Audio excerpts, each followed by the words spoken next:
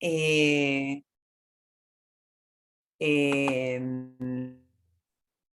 como decíamos el otro día, la reunión va a ser grabada en la parte de exposición teórica, más temática, y después en la parte participativa dejamos en pausa la grabación para respetar la intimidad del grupo. Aquí estamos en la segunda sesión del seminario Hombres y Mujeres Trabajando por los Cuidados, organizado por Escúbides y la Asociación Oságuiñes, Crecer en Salud de Bilbao.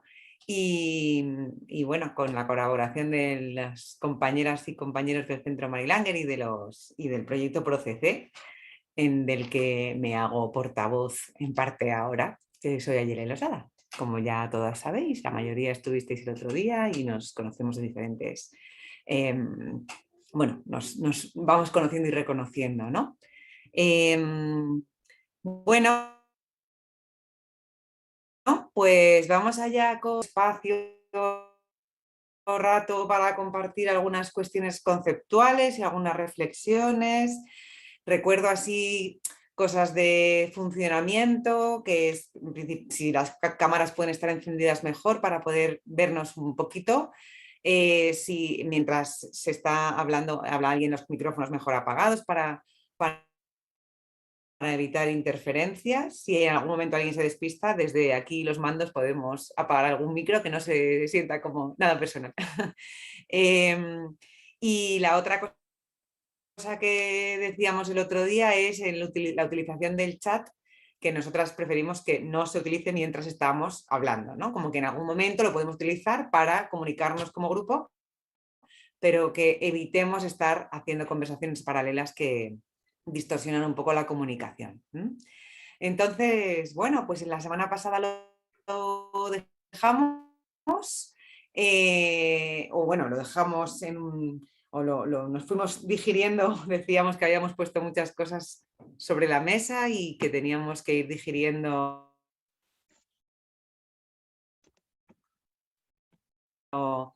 digiriendo un montón de cosas cocinadas.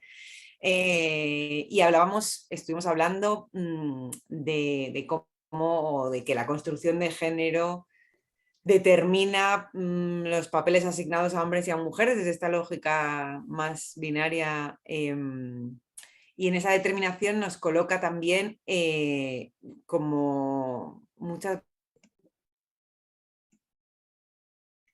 veces en un lugar de nuestros malestares y por tanto muchas veces los vínculos entre hombres y mujeres, la convivencia, etcétera, quedan muy atrapados en luchas de poder y así como a ver quién puede más o como si fuera una cuestión de a ver quién cede o quién consigue ganar, ¿no?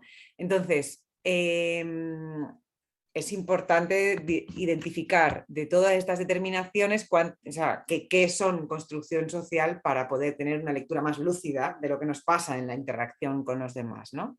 De cara a trabajar esto que nos caracteriza relacionado con los malestares de la vida cotidiana.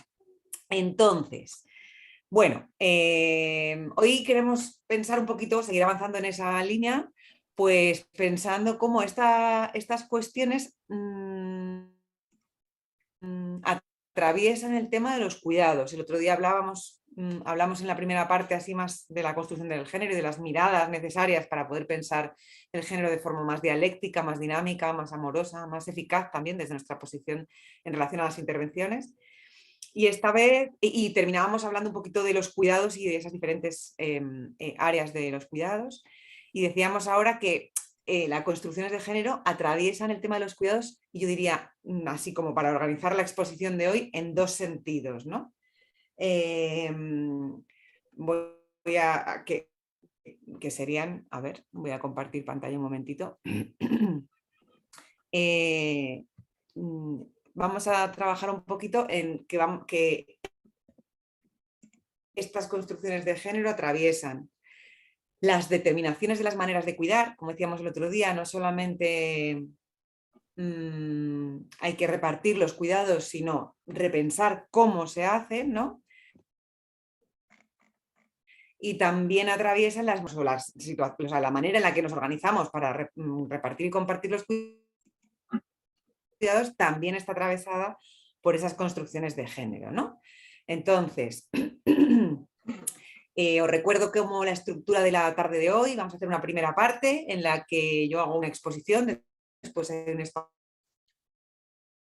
de abrir a comentarios, preguntas, etcétera. Y después hacemos 15 minutos de descanso y hay una segunda parte en la que hacemos una segunda exposición más cortita y un trabajo de subgrupos para que podáis compartir y digerir un poquito más en petit comité algunos aspectos más en profundidad. Y esa sería la estructura. Entonces, pensando en esta primera parte, la primera parte del seminario de hoy, antes del descanso y demás, pues vamos a empezar con estas dos líneas, ¿no? Vamos a empezar hablando un poco de la determinación de las maneras de cuidar. Entonces voy a dejar de compartir para que nos veamos. Y bueno, como os decía, voy a hablar un rato, hablar vosotras y vosotros, ¿vale? Entonces, en relación a la determinación de las maneras de cuidar, ¿no? De las mujeres, y entonces se da por supuesto muchas veces que las mujeres saben cuidar, ¿no? No solamente se ha dicho que lo hagan ellas, sino que se da por supuesto que lo sabemos hacer, como si hormonal, de instinto, esas cosas que se escuchan tanto, ¿no? Claro, esto coloca a las mujeres en un lugar de imprescindibilidad, es decir, si ellas, nosotras, lo hacemos porque somos mujeres o lo sabemos hacer, imprescindibilidad, claro, si nos lo creemos un poquitín, porque puede ser muy tentador sentir que somos imprescindibles y que si nosotras no funcionaría el mundo en ese sentido, pues si nos lo creemos un poquitín va a costar bastante más soltar, ¿no? Soltar ese mandato. El otro día hablábamos de cómo cambiar los roles implica que ambas partes suelten cosas,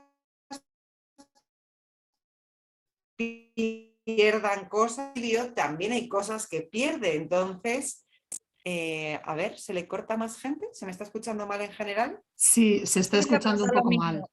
Era a mí sola, un poquito se corta. Sí, se corta a más gente por las caras, creo que se corta a más gente. Vale. Sí, todo el mundo está diciendo que sí. Sí. Vale. No sé qué hacer. Igual es cosa de tu conexión. Claro. O de que hay muchas cosas conectadas a tu wifi. Sí, pero en principio he desconectado todo. Vale. Voy a chequear un momentito, dadme 30 segundos. Vamos a parar la grabación un segundo para que esto no quede y dadme una paciencia.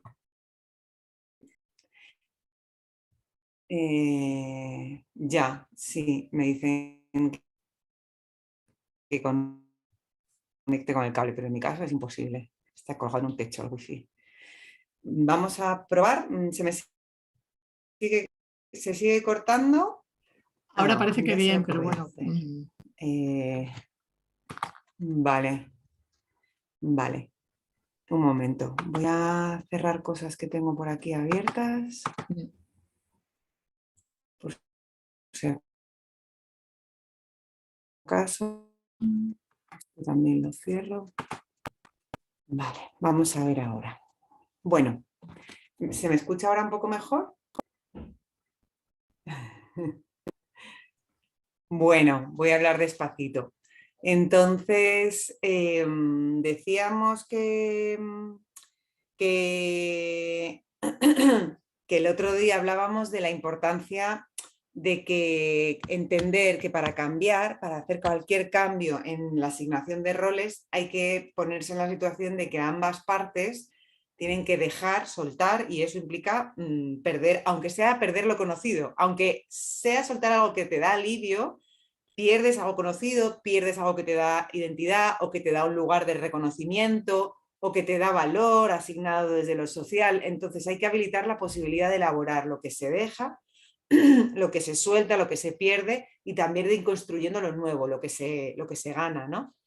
Entonces, cuando lo asignado a las mujeres en relación al cuidado está tan relacionado con la imprescindibilidad, que es muy tentador para, como en términos de autoestima y de valor, ¿no? De darnos ese lugar de reconocimiento, soltarlo va a ser más difícil si queda tan pegado a que las mujeres sabemos hacerlo por casi una cuestión de esencialismo, ¿no? Entonces, es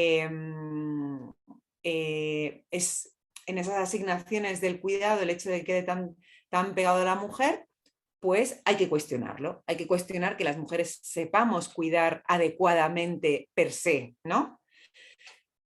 Perdón, voy a decir dos cosas. Sepamos cuidar y lo hagamos adecuadamente. Hay que desnaturalizar la asignación del cuidado a cualquiera, y en este caso a las mujeres. Hay que desnaturalizarlo, ¿no? Porque desde nuestra experiencia en la intervención con mujeres, pero no solo con mujeres, también en grupos mixtos en escuelas de madres y padres, en grupos de mujeres o grupos de hombres, y especialmente en los talleres de cuidadores, cuidadoras principales, vemos que estos mandatos acerca de los cuidados implican tres grandes dificultades. Así como muy de categorías generales, vemos claramente que se ve cómo el cuidar está muy atravesado por esto de hacer de más. No necesariamente lo que se necesita, sino hacer de más.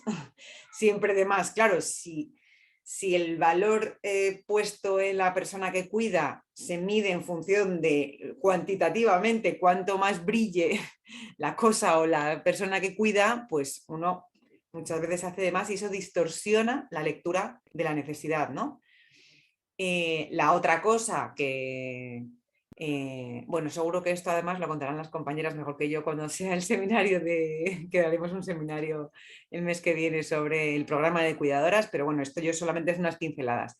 La otra cosa que vemos muchas dificultades en relación a poner límites, que que, claro, si la asignación del cuidado es en función de que al otro no le falte de nada, de que no se diga, etcétera, pues cuesta muchísimo poner límites, y la puesta de límites se asocia mucho, se vive con mucho sentimiento de culpa, porque yo debería poder con todo, pero como no puedo, pongo límites. No se pone el límite en función de la adecuación de la necesidad, sino en función de que no puedo con todo, ¿no? Como si fuera un fracaso. El límite como una cosa que muestra que no puedo con todo, y no el límite como algo que habilita el lugar del otro y que yo no hago esto porque tú puedes hacerlo, ¿no? No es lo mismo el límite que dice no que el límite que dice sí, yo esto no lo hago porque tú sí puedes, y entonces está en función de la construcción de capacidad de autonomía y no del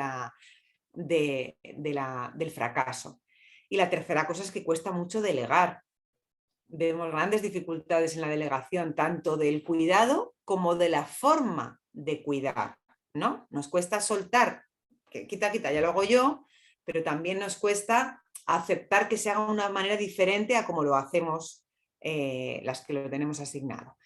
Entonces, frente a estas dificultades, planteamos la necesidad de trabajar tres elementos imprescindibles cuando trabajamos los procesos de bueno, los espacios de reflexión grupal que ya conocemos como encuadres de grupo formativo, de espacios PROCC. Pues decimos, a ver, en relación a lo primero, en relación al hacer de más, es fundamental reflexionar acerca de qué entendemos por necesidad y cómo leemos las necesidades, cómo se determinan, y ahí va a ser súper importante el concepto de autonomía. Es decir, yo puedo pensar que su necesidad es que se lo haga todo, y entonces voy a estar poniéndome al servicio de hacérselo todo, o si hago una buena lectura, un buen uso del concepto de autonomía, entiendo que la necesidad es el fomento de la autonomía, porque la autonomía es fundamental y necesaria para la vida, ¿no? Implica la promoción de capacidades y el respeto de los espacios de cada uno. Entonces, claro, cuando atender necesidades está en función de respetar autonomía o de promover autonomía, ya no es hacerlo todo, es hacer lo que no puede el otro.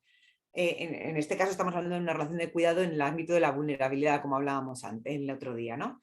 Pero también se da esto muchas veces en el ámbito de la interdependencia, cuando estamos en relaciones de paridad, que no hay una relación de dependencia, y sin embargo muchas veces hacemos cosas que creemos que necesita el otro, dando por supuesto que yo sé identificar lo que el otro necesita, y entonces yo lo hice con buenas intenciones, pero ¿quién te dijo? Pero entonces tú me dijiste, y todos estos líos en los que nos enganchamos, ¿no? Entonces el concepto de autonomía va a ser fundamental para poder trabajar esto de no hacer de más, porque uno no hace de más porque sea tonta, ¿no? O sea, uno hace de más porque ese de más es el que está construido como mandato de lo que debería ser. Con respecto al poner límites, va a ser fundamental trabajar el tema de la culpa. El sentimiento de culpa es un sentimiento que sale permanentemente, lo primero que sale cada vez que hablamos de cuidados.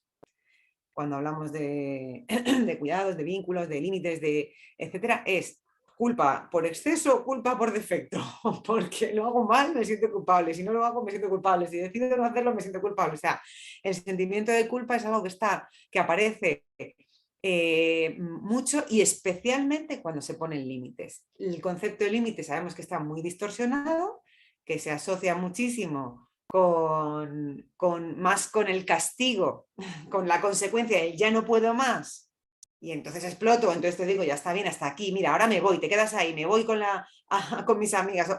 Y claro que se vive con culpa porque es tras una explosión, tras lo que se dice llegar al límite, ¿no?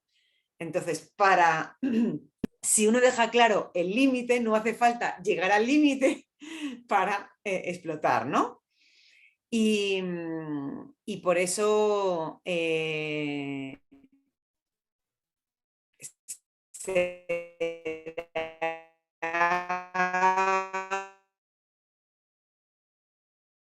poner límites,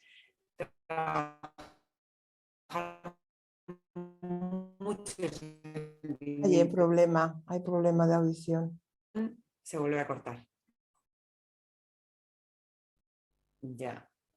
¿Todo el rato o este último rato? Este último rato. Iba bien. Algunas palabritas, luego vuelve a funcionar, pero Entonces, pasa. si es fluctuante, vamos a hacer uso de nuestra tolerancia a la frustración. La última frase, sobre todo. Me dicen por aquí. A ver cuál era la última frase. Que el tema de los límites que no sean para que no sea llegar al límite, sino el límite que marca las necesidades de cada uno, ¿no? Entonces el sentimiento de culpa es como un engranaje, una pieza importantísima para trabajar la puesta de límites, porque si no es como que estamos pidiendo que se haga algo, queremos poner límites, pero tenemos los límites están muy connotados, ¿no? Tienen una connotación muy grande en relación más bien a algo que se pone cuando ya ha fracasado el vínculo, y sin embargo el límite es lo que delimita el espacio de cada uno. Y límites hay que poner no solamente, o sea, y límites hay que poner a los mandatos, es decir, cuando viene el mandato de forma y dice, no, es que tú tienes que, un momentito, hasta aquí, oye, no quiero cumplir con ese papel. Límite hay que poner al otro, a los de mi alrededor, cuando me invaden o cuando me piden o cuando están probando su lugar, y también me tengo que poner límites a mí misma, ¿no? Aprender a morderme la lengua, aprender como a que no se me vayan las manos con los cuidados en este sentido. Y entonces estoy como hablando más como de las mujeres porque la forma de cuidar está muy construida, asignada al papel de la mujer, pero en realidad esto es algo que hay que trabajar para desanudar el mandato, después ya sea hombres o sea mujeres, ¿no? Entonces estoy partiendo de que el mandato del cuidado está muy asignado al rol femenino. Y en tercer lugar, en relación al aprender a delegar, a soltar para que otros asuman, para poder no sobrecargarse, para poder compartir y repartir, que decíamos, La tercera cosa fundamental es poder trabajar, hacerle los duelos, ¿no? Los duelos de lo que me pierdo, como decíamos antes, de la forma en la que se hacen las cosas, de no tener yo el control o el protagonismo.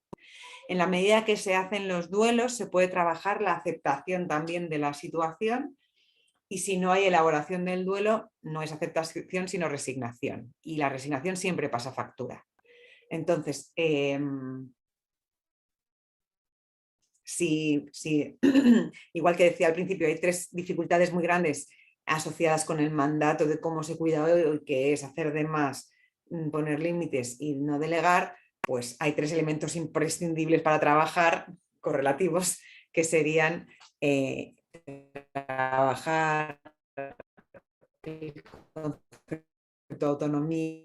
Entonces, bueno, yo sé que cada uno de estos conceptos es una ventana que se abre enorme a 1000 cosas que habría que profundizar, pero sí los quiero dejar así como elementos clave. Pero por todo esto,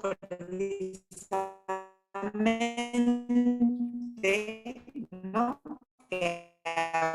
Ayelen, ahora empieza a haber otra vez problema. Cuestión de repartir. Vale.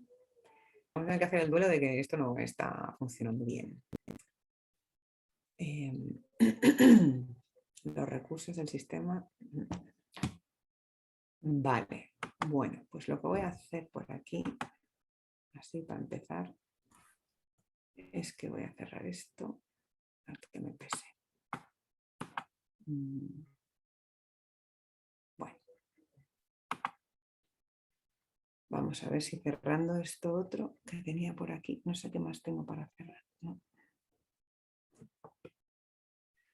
A ver, ¿se escucha ahora otra vez mejor? Sí, bueno, sí, es que es cada cierto tiempo. Sigue, vale. Vale. Yo creo que podemos. Bien, entonces, por todo esto que muestra como que no es solamente una cuestión de repartir y compartir, pues hacemos unas alertas importantes sobre el concepto de empoderamiento.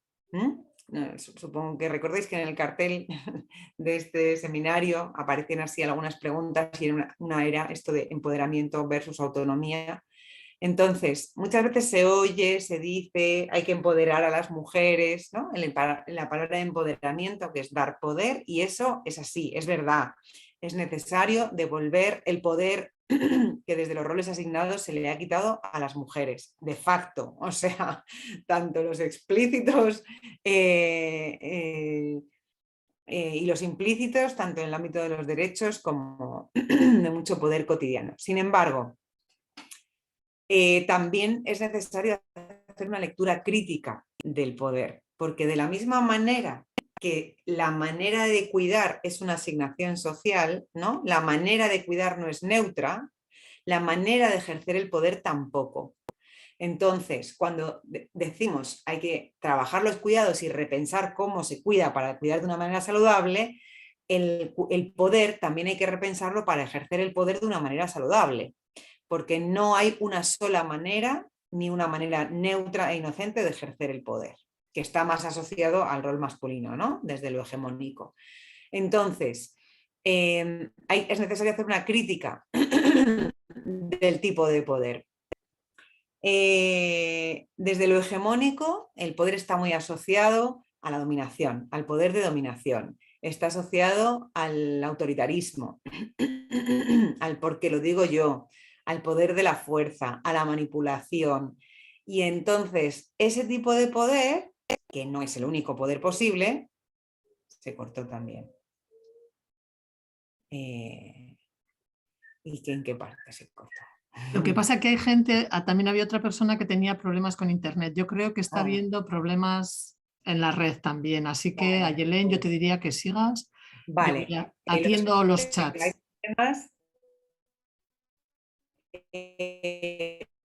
Podéis probar a apagar la cámara porque esto puede ayudar a vuestro ancho de banda, ¿vale? Si entre todos un poquito. A mí me da pena apagar la mía porque, claro, es un También poco una opción podría costoso, ser de forma, no, Ayelen, de forma alterna. que ahora apaguen unos las cámaras y luego hacemos un... para que tengas algunas caras. Ya. Ujú. Bueno, vamos a seguir probando. Vale. Estábamos con el poder, entonces si el poder está asociado al poder de dominación, al poder del puñetazo a la mesa, al poder de control, al poder de autoritario, al de la fuerza, pues ese no es el tipo de poder que nos interesa, ni para las mujeres ni para los hombres, ¿no? Por eso también hay que hacer una lectura crítica de la forma de ejercer el poder. Entonces, cuando hablamos de poder, el poder implica, por decir así dos cosas muy generales, implica potestad e implica capacidad. Es decir, implica que el derecho a, ¿no?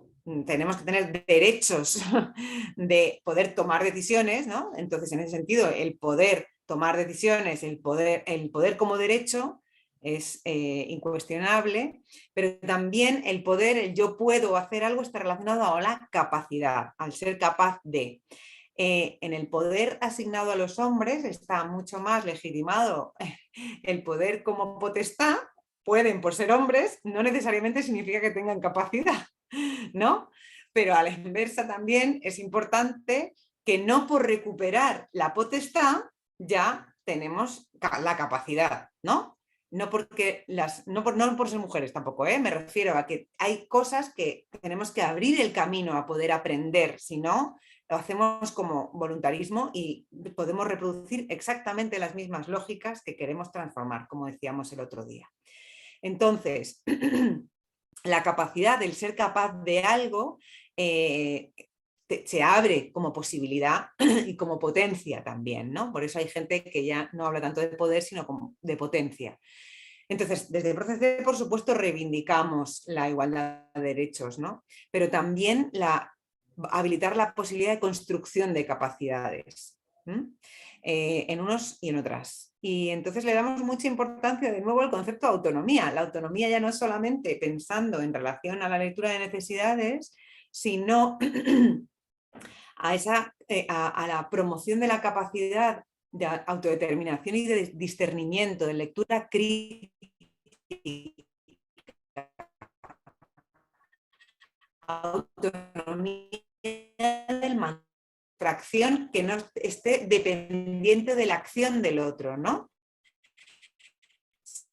Si nuestras acciones... Se corta de vuelta, no escucho nada.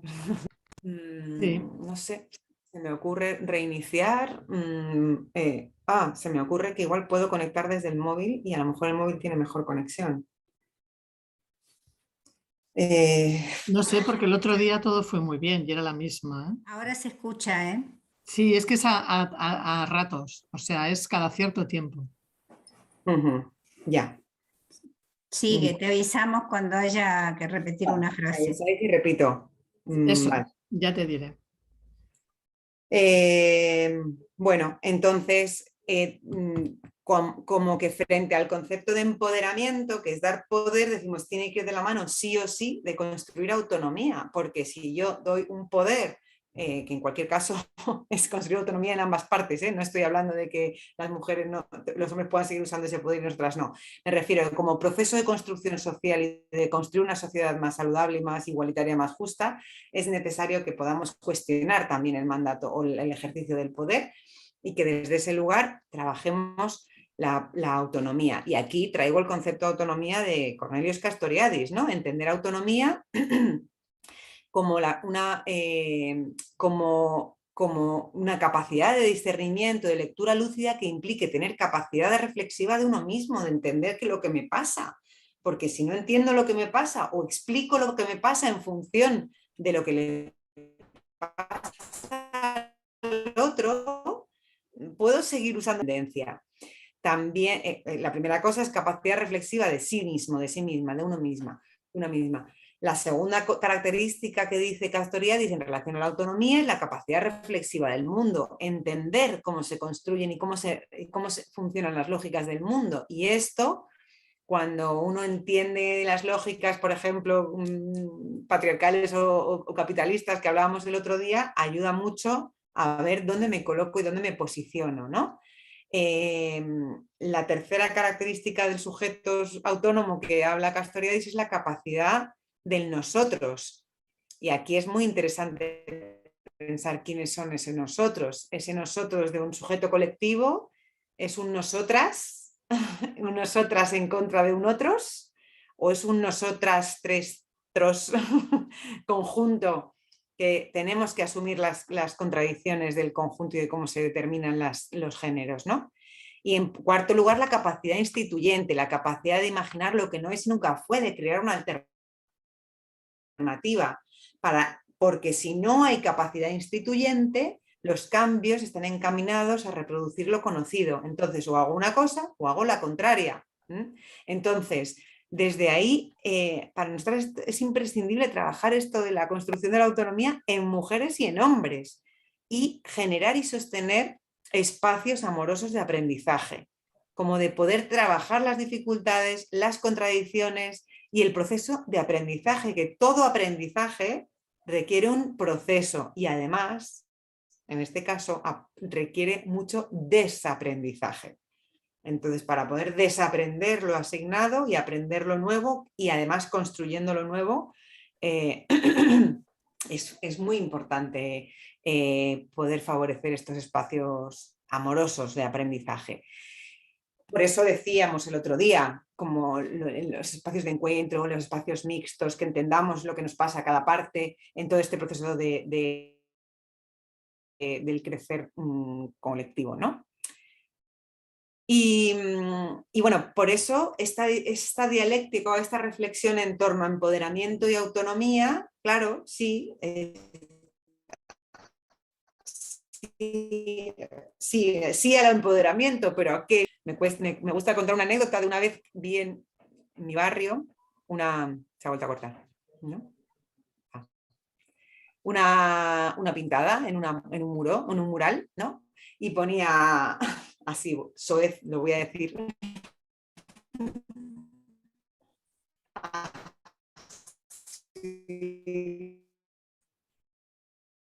Repite ahí. Así, vas. Repite. Y yo pasé y dije, repite. "Ala, toma ya", se cortó. Ayer no se Repite. ha oído. Se ha cortado en el momento más álgido. Vale, se cortó en el momento más álgido. Que yo Así es. siempre pongo para hablar de esto del poder una frase que estaba escrita en una pared en mi barrio que ponía "aquí manda mi nabo". ¿Se ha entendido? Así, para los diferentes acentos y latitudes de idiomas y lenguas, nabo hace referencia a el falo, ¿no? Entonces, frente a esa frase, al día siguiente, cuando volví a pasar, me encontré una respuesta. Y la respuesta era "aquí manda mi coño". Y entonces, claro, yo dije, algo me hace ruido de todo esto, voy a escribir una tercera frase. No me atrevía a escribirla, pero yo decía, aquí hay que poner una tercera frase que ponga "aquí manda narices", o algo así, ¿no? Ya que hablamos de partes del cuerpo, o sea, como que la cuestión era de ver quién manda. Pero estaba colocado en una lucha de poder de a ver quién manda por encima del otro. Entonces, siempre nos interesa como cuestionar esa lógica binaria, que no deja de ser binaria y jerárquica, que es manda uno o manda el otro y además manda por encima del contrario, ¿no? Entonces, bien, cuestionando esto, decíamos que es importante cuestionar las formas asignadas a cuidar y cuestionar las formas asignadas al ejercicio de poder. ¿Se ha entendido más o menos hasta aquí? Bien. Entonces, pasamos a la segunda cuestión, ¿no? En relación, decíamos que los mandatos de género no solamente influyen en relación a las formas de ejercer los cuidados y de ejercer el poder, sino también en las maneras de repartir y compartir los cuidados. Entonces, cuando el otro día decíamos que cuando se habla, por ejemplo, de los cuidados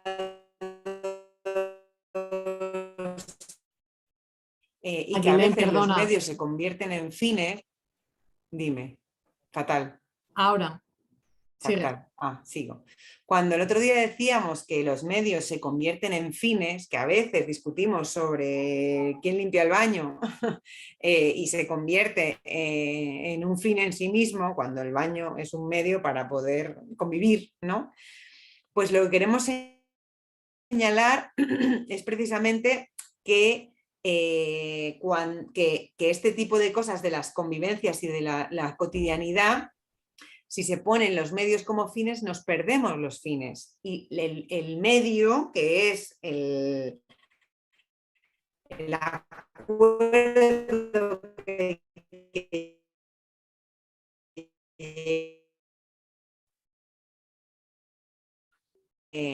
se pone en juego que van más allá de limpiar el baño. Y ahí es muy importante decodificar y no quedarse enganchado en ese plano, porque si no es a ver quién es más fuerte.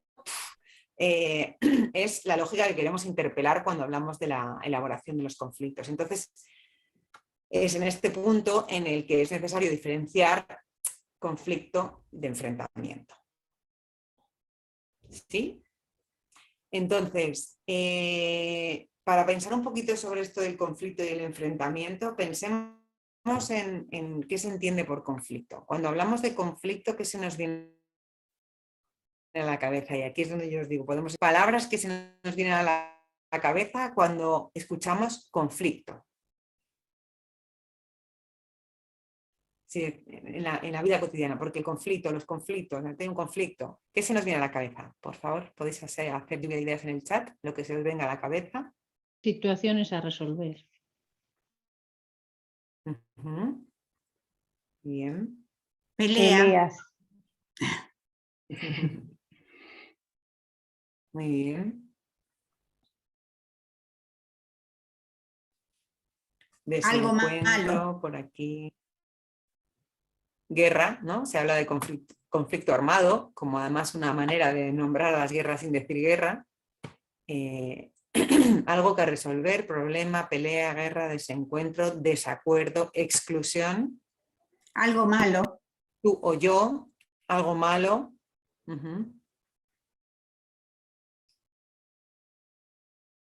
Sí, ¿no? Enfrentamiento, tensión, esto sí, como algo incómodo, ¿no? No es que uno no dice, ay, qué bien, vamos a resolver un conflicto, venga, a ver, ¿quién tiene un conflicto para hoy? Uf, vaya conflicto que tengo, ¿no? Es algo incómodo. Bueno, bien. En general, va a tener una connotación negativa el conflicto. Uno no está diciendo ahí, a ver cuántos conflictos me encuentro hoy por el campo, como si fuera a recoger flores, ¿no? Entonces, tiene una connotación negativa, discusión, como algo como... Y además la palabra discusión también tiene una connotación negativa, porque discutir no tendría que ser negativo, pero muchas veces se asocia como con pelea también. Tenemos esa connotación ya frente a un conflicto y una predisposición negativa. Ya es como, a ver, con una predisposición que no siempre es la más amorosa, ¿no? Para un conflicto.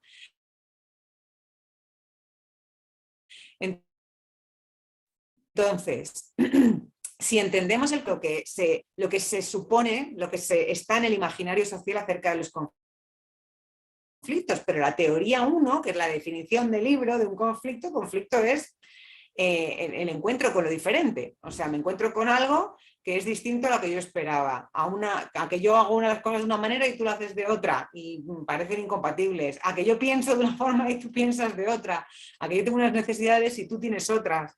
Y entonces, desde la teoría así, uno que llamamos desde Proceder, el conflicto es el encuentro con lo diferente. No tendría por qué tener esta connotación. Lo que pasa es que hay muy poco entrenamiento en la elaboración de los conflictos y esa connotación hace que nos predisponga de manera negativa a la elaboración del conflicto.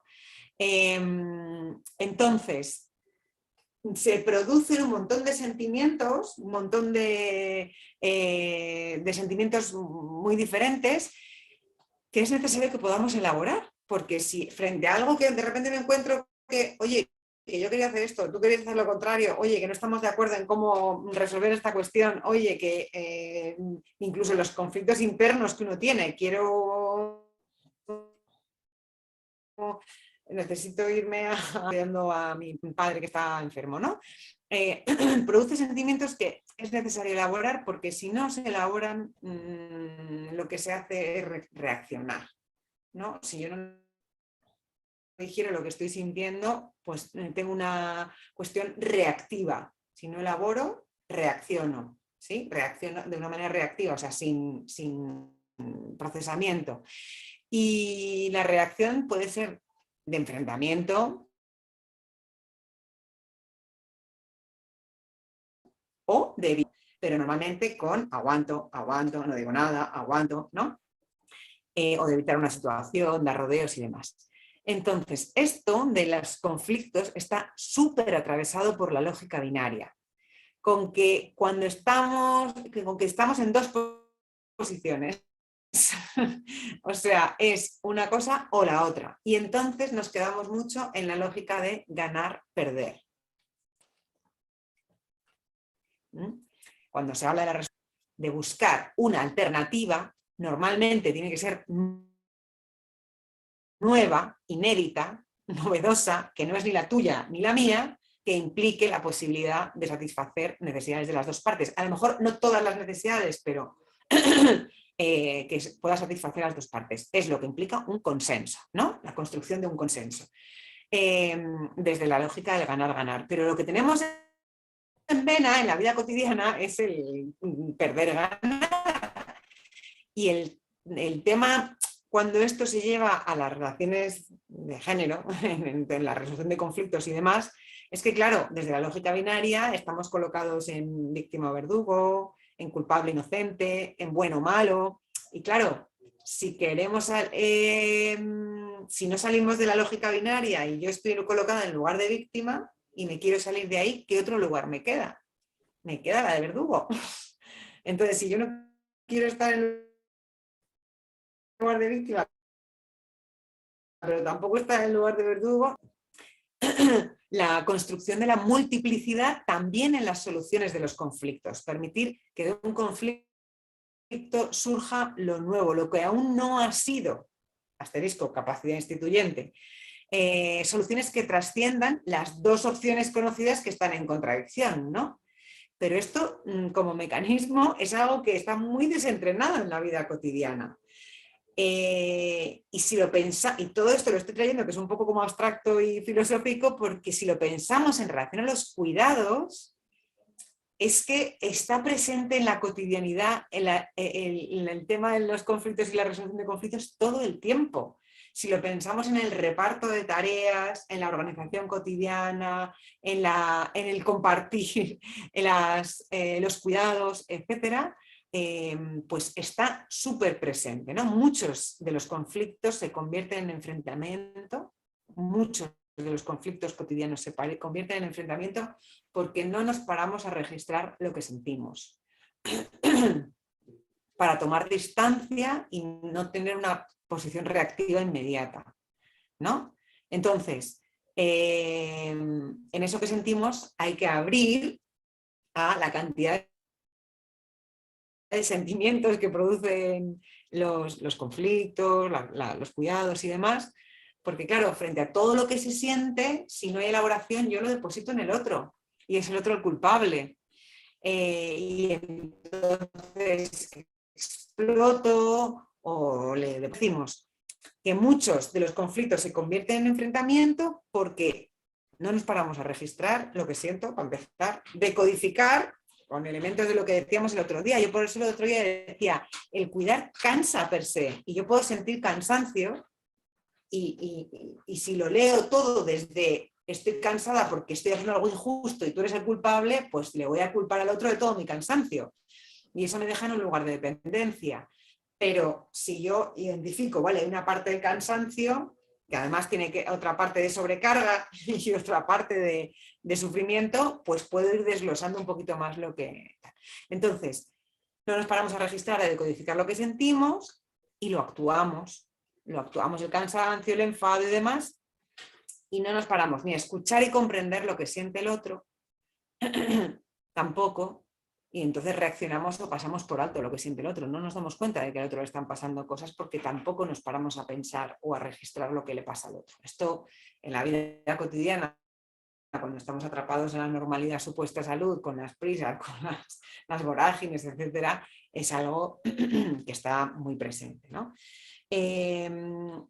Pero como conceptualmente sí dejar importante como la diferencia, aunque sea así todavía un ejercicio muy racional, entre conflicto y enfrentamiento. Como que no todos los conflictos tienen que llevar a un enfrentamiento y no es el enfrentamiento la única manera de resolver un conflicto, ¿no? Esto ya lo sabemos de la teoría, pero a mí me interesa que lo podamos pensar aplicado a la cotidianidad. A cuando nos ponemos en el título de este seminario a pensar hombres y mujeres trabajando por los cuidados, no solamente hace falta buenas intenciones, que es un primer paso, ganas y deseo de trabajar por los cuidados es imprescindible. Si la gente no viene, pues no se haría. Pero lo que nosotros planteamos es no solamente hacen falta buenas intenciones, sino que hace falta... Ayelén, perdona. Para un poco que no se te ha oído lo último. Vale. Este último trocito, solo. Vale. Que decíamos que volviendo al título del seminario, que es hombres y mujeres trabajando los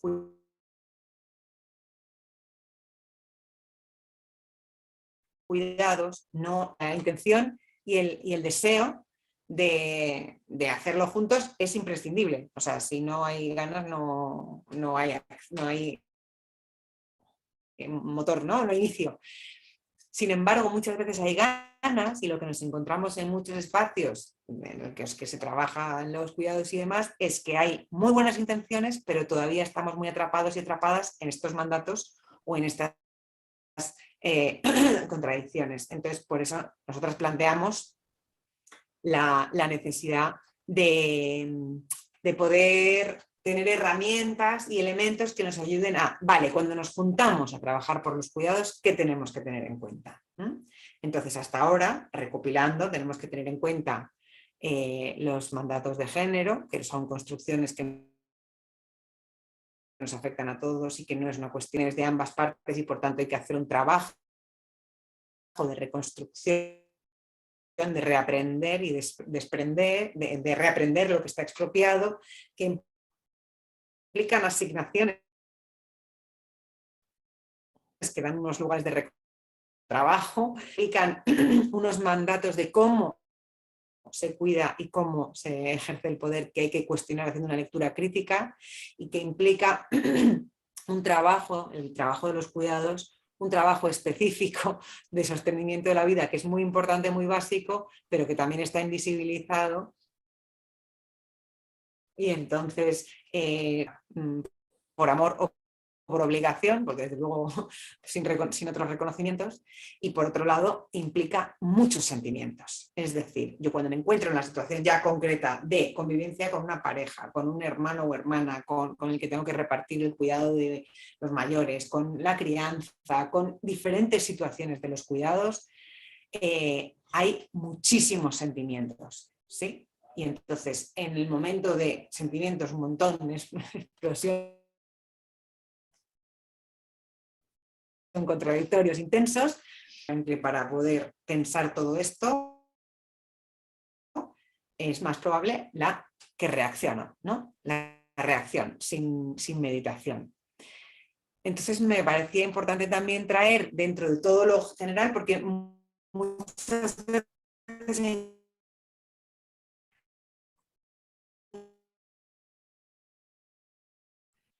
Ayelén está viendo problemas.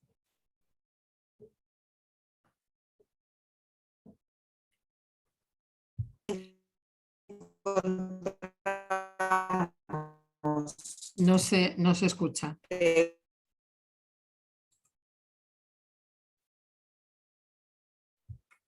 No sé qué hacer.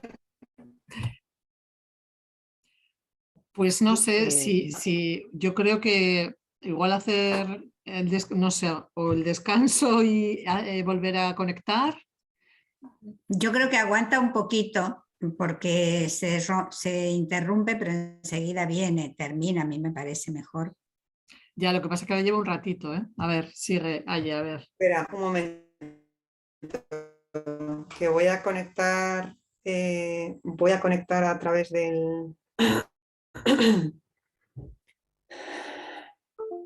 Voy a conectar a través del móvil a ver si funciona mejor. Un momentito. A ver, vamos a ver si. A ver, ¿me escucháis ahora mejor? Sí, Sí, ahora te escuchamos, sigue. Venga, sigo entonces. yo creo que puedes empezar por recapitulando. Pero no recapitulando todo, sino desde, o sea, cuando has dicho aplicarlo a la cotidianidad y tal, recapitulando los mandatos de género, pero Sí, como que estaba yo diciendo, recapitulando desde el anterior seminario, que muchas veces nos encontramos, ¿se oye? Sí, sí, Sí, Muchas veces nos encontramos con lecturas teóricas muy generales y abstractas que no trabajan la contradicción cotidiana, o talleres muy de dar abrazos y besos y conectarnos con la energía del otro, pero que quedan disociados de algunas cosas más estructurales. Entonces, a nosotros nos interesa ver cómo podemos tejer puentes en eso. Y por eso, desde lecturas más generales que venimos trabajando desde el otro día, a lo concreto que es en el momento cotidiano, cotidianísimo, momento de emoción, ¿no? De que vienen los sentimientos, explosión de sentimientos. Y ahí tener elementos para poder comprender y decodificar las situaciones. Y por eso quería darle un ratito de mención especial a qué sentimientos y qué emociones suscita todo el tema de los cuidados. ¿Sí? Entonces yo quería como que abriéramos ahora y ahora sí, con mi micro abierto, pudiéramos compartir a ver qué sentimientos producen las diferentes situaciones de cuidado, pueden producir, ¿no? Hagamos una lluvia de ideas, comentarios, que en relación a sentimientos. Yo creo que se puede dar un sentimiento de miedo ante el futuro, como cuánto voy a tener que hacer. Uh-huh, uh-huh, Soledad. uh-huh. Valencia. ¿Ambivalencia dices, Chema? Cansancio. ¿Has dicho ambivalencia, Chema? Es que no se oye. Valencia. Vale, muy bien. ¿Quién más ha dicho algo? Cansancio. Cansancio. Uh-huh. Frustración. Uh-huh. Vamos poniéndole un poquito de apellido. Podemos decir frustración, ¿por qué? Por sentirse incomprendido. Incomprendida la persona que cuida, porque está haciendo de más o porque está cansada. Uh-huh. Resignación. Déjalo, lo hago yo. Uh-huh. Impotencia por pensar que no se puede hacer nada. Uh-huh. Y si no lo hago yo, no lo hace nadie. sentimientos más innombrables, ¿no? Que a veces produce una situación de cuidado, ¿no? Sobre todo con, bueno, pues más relacionadas con el rechazo hacia la persona que cuidas, etcétera, etcétera. Rabia, odio. Rabia, A exactamente. veces, ¿no? Da mucha rabia, pero es que no solamente es la persona, si esto cuando se trabaja con la vulnerabilidad hay muchos sentimientos que son los que llamamos sentimientos innombrables, porque es muy impactante ver el deterioro o la enfermedad y demás. Pero no solamente las personas, o sea, ¿cuántas veces habremos limpiado el baño con una rabia de 3 pares de narices? Rabia y asco que, sí. que no podemos poner palabra. ¿De baño o estás limpiando? Es como, ¿por qué tengo que estar haciendo yo esto? ¿No? También una sensación de atrapamiento, ¿no? Ajá. de atrapamiento, ¿no? De sentirse en un bucle que no saben por dónde tirar, es decir, y en una rueda que cada vez se les va haciendo como más grande el pesar y se ven atrapados y no ven salida, ¿no? Ese atrapamiento muy grande a veces. Y el atrapamiento, así que me viene como la imagen de la rueda del hámster que da vueltas y vueltas y vueltas en esto de lo cotidiano, de decir, o sea, todos los días hay que hacer la cama, todos los días hay que hacer la comida, todos los días, varias veces al día, ¿no? Como los cuidados tienen esta cosa reiterada de una y otra vez, que puede ser, vamos, mucho hastío, ¿no? Sí, y eso conlleva una renuncia, la renuncia conlleva un sentimiento de culpa, de rabia, de tal. Toda la rueda esa de atrapamiento provoca muchos otros sentimientos. Pensaba también en la sensación de injusticia, ¿no? De que, bueno, a uno le toca y al otro no, y que en el reparto siempre se sale perdiendo, el que cuida tierra.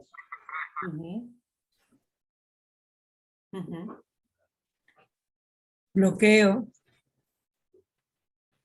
¿Bloqueo de qué? A ver, de quedarse así como paralizado, ¿a qué te refieres? Sí, bloqueo porque la impotencia te paraliza, te dificulta, te confunde, te dificulta saber qué estás haciendo bien, qué estás haciendo mal.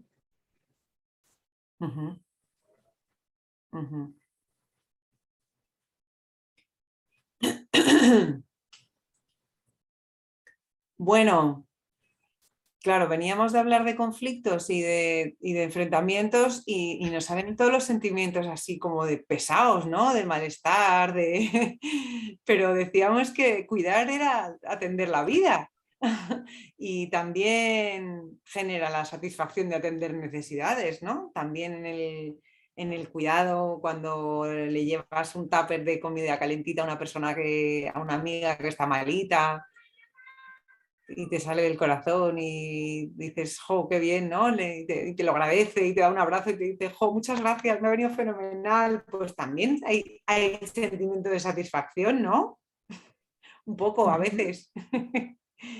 O cuando uno ve la casa, no sé, en armonía y dices, jo, qué rico poder tener tiempo para los cuidados, como que el cuidado también cuando es con prisa no es lo mismo que cuando es con tiempo, no es lo mismo cuando lo tienes que hacer sacándole el tiempo a tu propio descanso que cuando está integrado en la vida, cuando se hace solo y cuando se hace acompañado.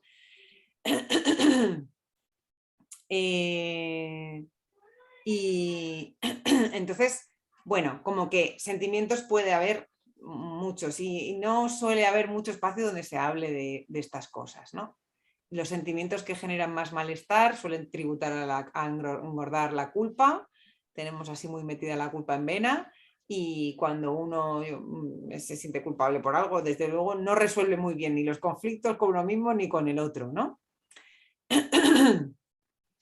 Entonces, pensemos un poquito cómo influyen cuando cada uno lleva su mochila y sus cosas de todos esos sentimientos en cómo trabajar conjuntamente por los cuidados. Pensemos cómo se pone esto en el vínculo, en esos hombres y mujeres trabajando por los cuidados. Reproche.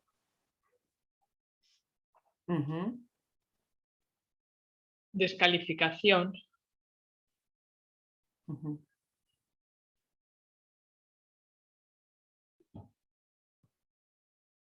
Si a alguien se le ocurre hacer algún ejemplito cotidiano, de alguna anécdota, algún ejemplo que podamos así comentar. Incomprensión por uno mismo y por otros, dice Inma.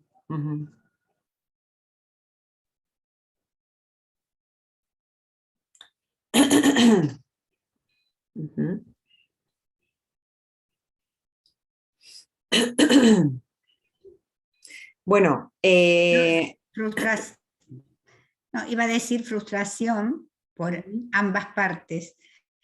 Cuando la mujer deja la casa como los chorros del oro y viene el hombre a trabajar y la pisa y le ensucia, ella se siente frustrado y el hombre se siente como una silla en medio del pasillo, ¿no? Como suelen decir ellos. como inadecuado, que como no tiene dónde colgar su abrigo, es como que todo está tan colocadito. Y en esas situaciones queda muy pegado la acción de la emoción. Quiero decir, si me pisas el suelo fregado es que no me quieres, ¿no?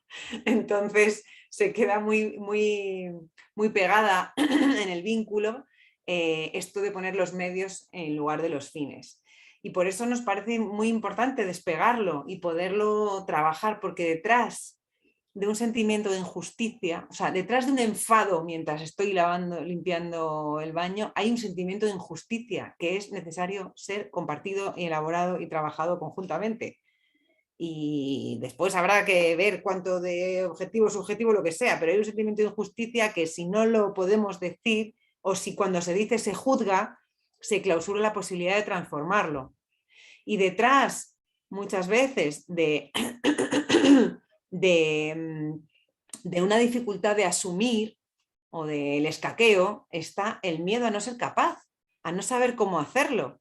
Entonces es necesario poder abrir esos telones, poder abrir el telón de lo que hay detrás de lo más inmediato, del acuerdo o desacuerdo, del es que tú eres un pasota o es que tú eres una obsesiva, para poder trascender eso y poder encontrar lo que el otro también necesita y poder trabajarlo conjuntamente, ¿no?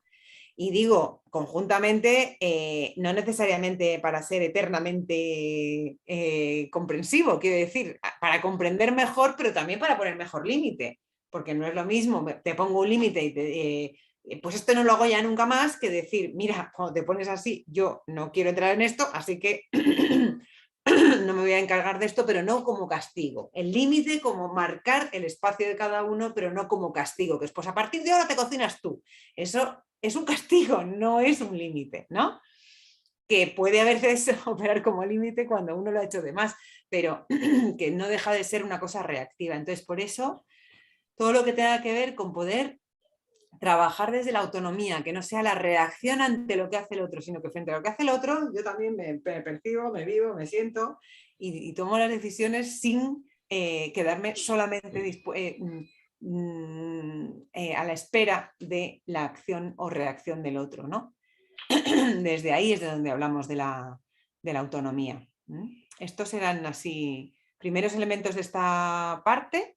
Que no sé, y ahora abrimos comentarios. ¿Qué os suscita? ¿Qué os sugiere? ¿Se está escuchando mejor desde el cambio de la conexión? Sí. Bien. Ay. Entonces tenemos un ratito así para comentarios, preguntas, con qué lo asociáis. ¿Alguien quiere decir algo?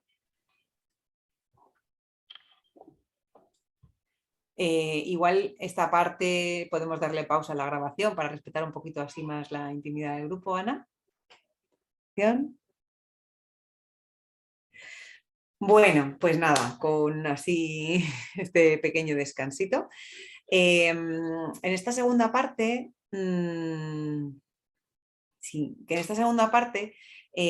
yo quería comentar brevemente, para darle luego más lugar a el momento así de subgrupos, pues cosas relacionadas con los cambios necesarios, ¿no? Porque, claro, cuando pensamos en este espacio, que era un seminario, imaginábamos este espacio como algo más teórico, los talleres presenciales que se están haciendo en Bilbao como un espacio más práctico, más experimental, ¿no? Más vivencial.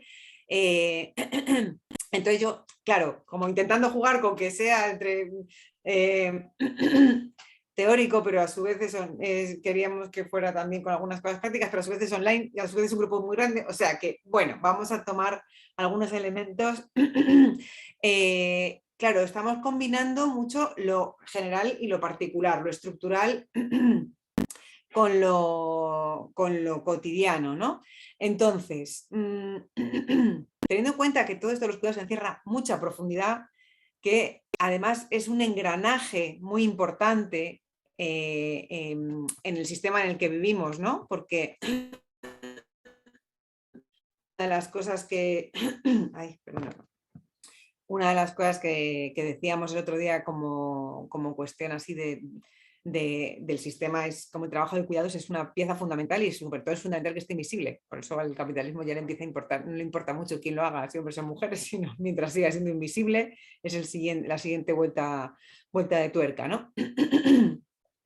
Pero también es un engranaje muy importante para la propia vida. Entonces no se trata de tirar los cuidados por tierra y decir que entonces no se hagan o que se externalice todo, porque el propio acto de cuidar es vida, ¿no? No sé si alguien ha podido ver la película que os decía el otro día de la teoría sueca del amor, pero es muy fuerte.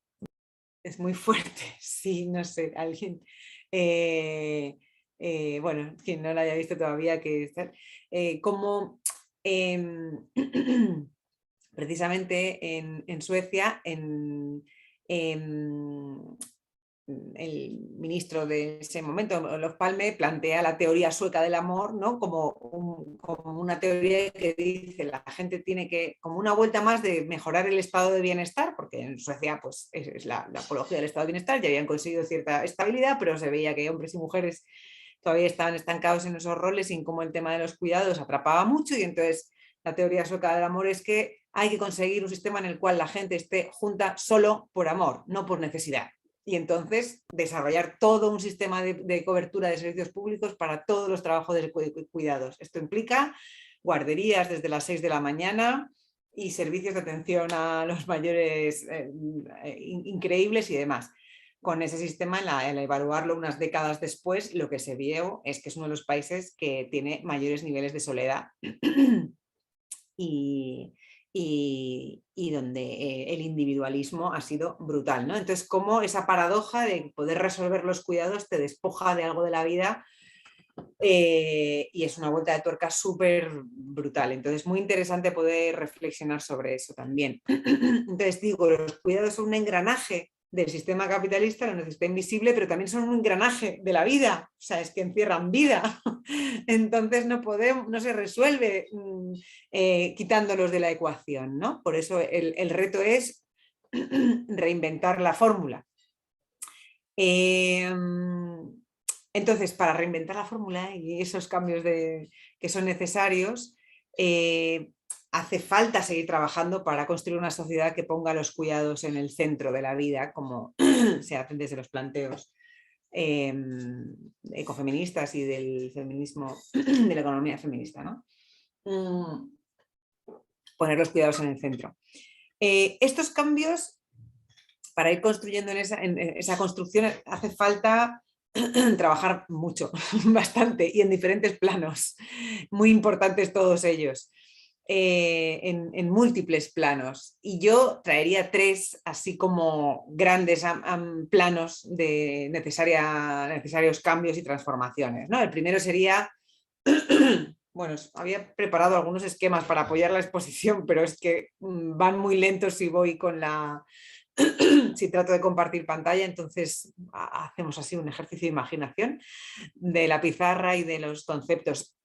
El primero sería hablar del plano de los cambios estructurales, ¿no? de las estructuras materiales, digamos, de cosas de funcionamiento. Entonces, a nivel de cambios estructurales estamos hablando de cambios institucionales, o sea, pensar en instituciones que estén al servicio de atender necesidades, desarrollar servicios públicos adecuados, necesarios para atender necesidades poblacionales, cambios legislativos, ¿no? Las leyes que aquí en España está la ley de dependencia, que fue un gran avance en su momento, creo que fue el 2008, hace ya 13 años,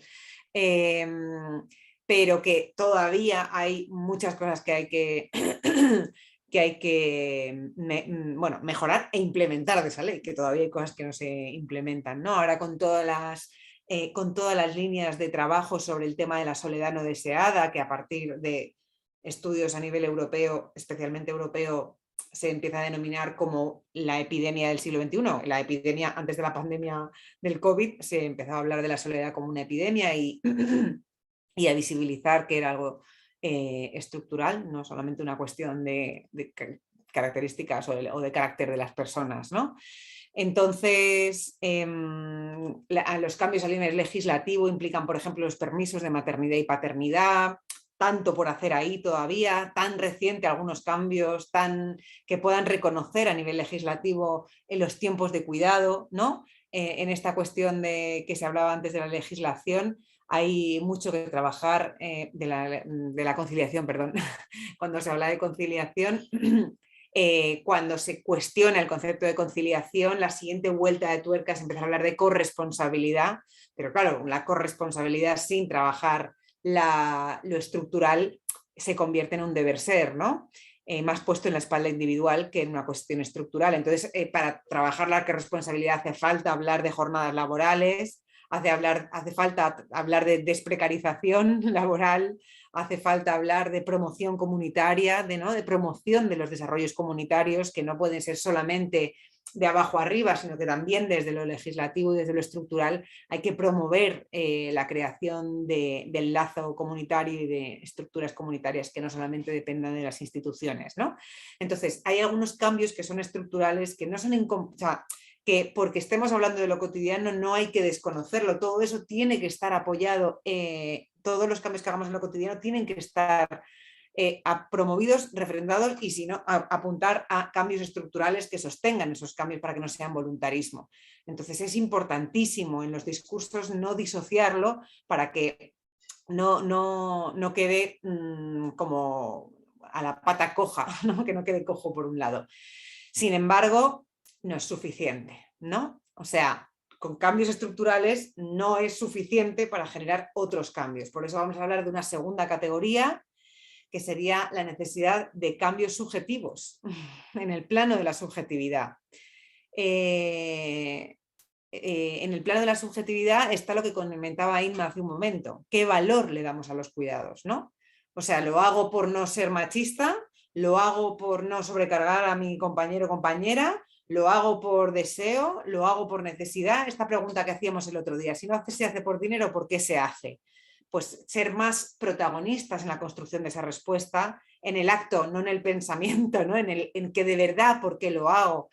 Entonces, que también está relacionado con las condiciones materiales, ¿no? O sea, si hay prisa porque tengo unas jornadas laborales eternas, no estoy eligiendo realmente por qué lo hago y lo hago quitándole horas del sueño. O sea que una cosa está conectada con la otra, no se pueden disociar.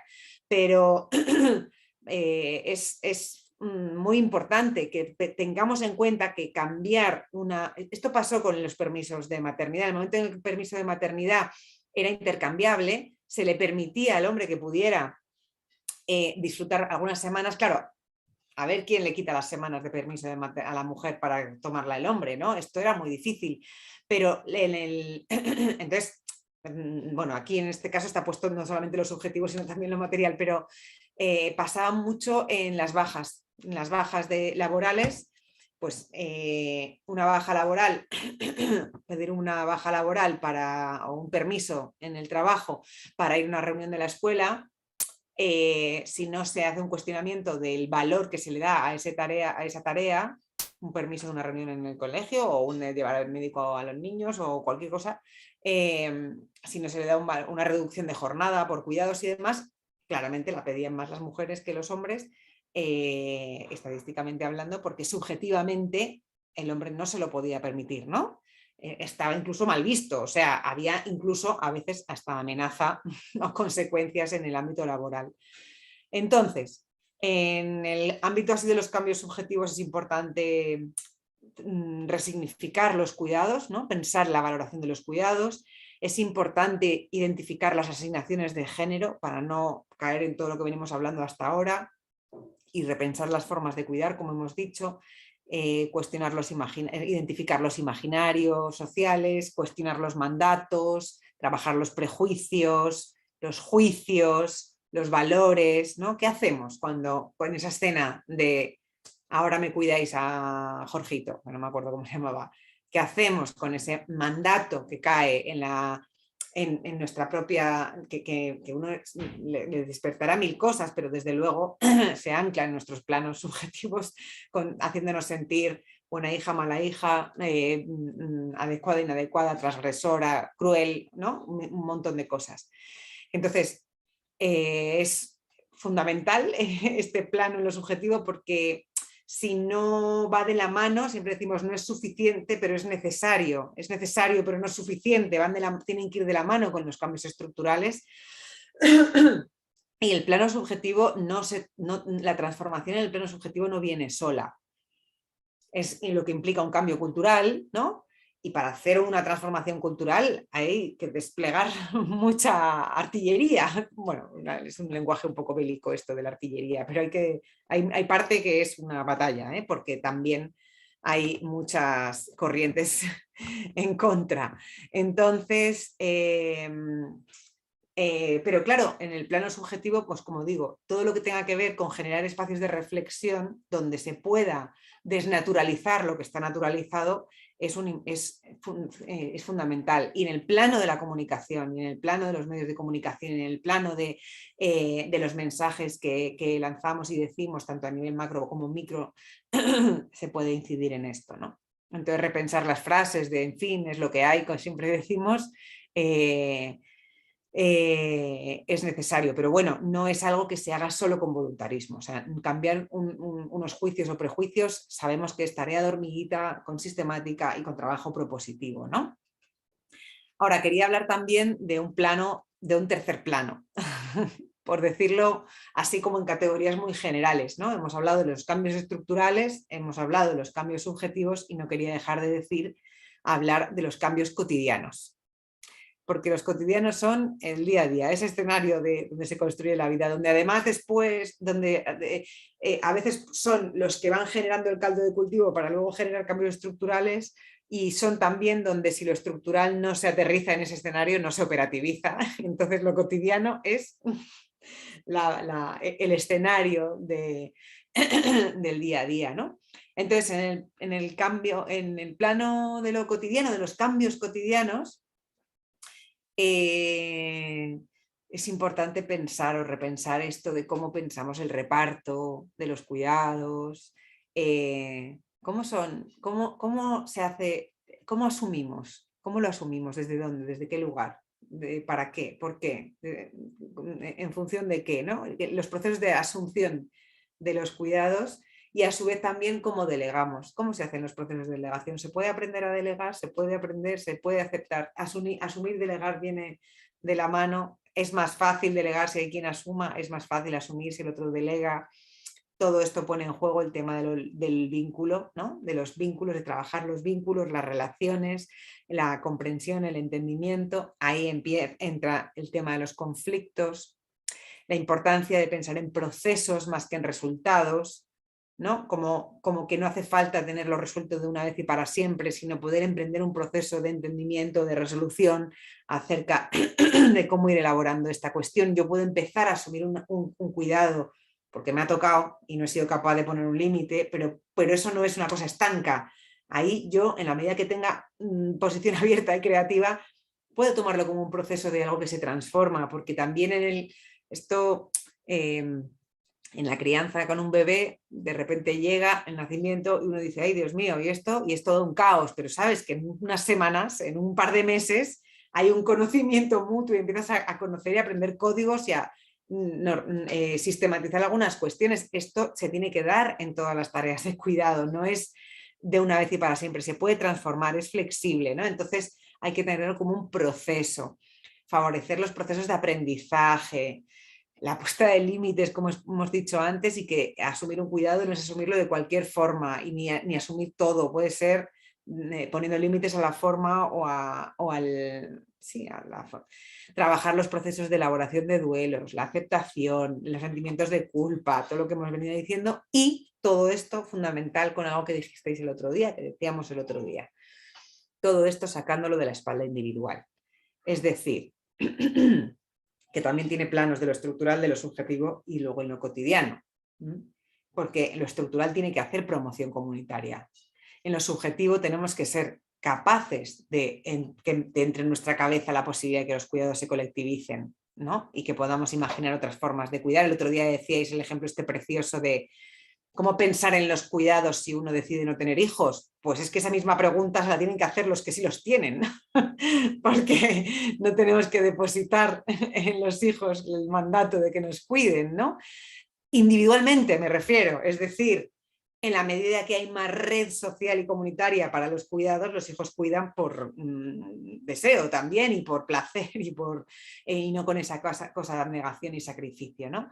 Entonces, en los cambios cotidianos también cómo ir construyendo red, cómo pedir ayuda, cómo dar ayuda, cómo aceptar ayuda, qué importante, qué difícil pedir ayuda, aceptar ayuda, dar ayuda, el apoyo mutuo, trabajarlo en grupo, la cooperación. Entonces, me parece como que en el escenario cotidiano, en la medida que experimentemos estas cosas, estos retos, estas preguntas, estas cuestiones, vamos a tener como mucha más claridad para poder leer lo estructural y para poder pensar lo subjetivo, ¿sí? Por eso nos parece fundamental el escenario de lo cotidiano y los cambios en lo cotidiano, pequeñitos, chiquititos, en el decir, bueno, pues me doy cuenta de que asumo esto de una manera, quiero pensar en asumirlo de otra, me doy cuenta de que a veces hago de más, pues tal, o me doy cuenta de que me cuesta soltar esto, o me doy cuenta de que cuando quiero hacer algo, si no me dejan, me enfado, bueno, ¿cómo puedo desarrollar herramientas para luego enfadarme y decir, oye, mira, tú lo haces de una manera, yo lo hago de otra, pero yo me quiero hacer cargo de esto y que todo esto pueda ser una construcción colectiva es súper importante, ¿no? Entonces, desde pensar estos tres cambios, yo digo, vamos a poner foco en esto de los cambios cotidianos y hablar de vida cotidiana, que la metodología Procese es donde ponemos mucho más el ojo, ¿no? El zoom, siempre teniendo en cuenta todo lo demás, porque no puede estar disociado, pero donde ponemos el zoom, ya, hoy vamos a poner este zoom en ese espacio cotidiano, y os propongo que tengamos un rato para charlar, que tengáis un rato para charlar en grupitos más pequeños sobre pequeños cambios cotidianos, y creo que nos puede servir el pensar en estos 4 dimensiones del cuidado que hablábamos el otro día, ¿no? Pensar en lo cotidiano, el autocuidado, en lo qué pasa, cómo nos pasa, cómo nos cuidamos, que nos descuidamos, en lo cotidiano la interdependencia, en lo cotidiano la atención a la vulnerabilidad y en lo cotidiano las tareas de mantenimiento, como decíamos el otro día, de intendencia, ¿sí? Entonces, así, con la cosa de que no tiene que ser sesudo, no tiene que ser irnos a la teoría, no tiene que ser sino en el vivir cotidiano, vivencias, sensaciones, experiencias, lo cotidiano, ¿sí? ¿Vale? Nos entregamos a esa tarea así entre... Vamos a hacer 5 grupos. Y vamos a estar